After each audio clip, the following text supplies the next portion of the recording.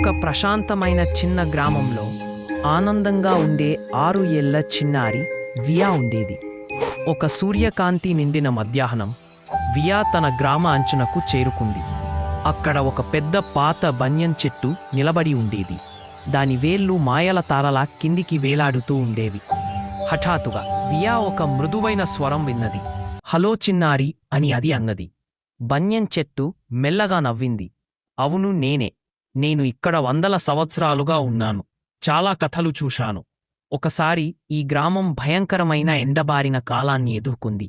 గ్రామస్తులు కలిసి పనిచేశారు. నీటిని ఆదా చేశారు. విత్తనాలు నాటారు.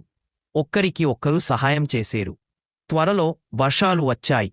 భూమి మళ్లీ పచ్చగా మారింది. వియా చుట్టూ చూసింది. ఎవరూ లేరు. ఆమె చెట్టు తోటిని తాకి మెల్లగా అడిగింది. అది మీరు అన్నమాట? వియా నవ్వుతూ అయితే రహస్యం ఒక్కరికి ఒక్కరు సహాయం చేయడమే కదా అని అడిగింది.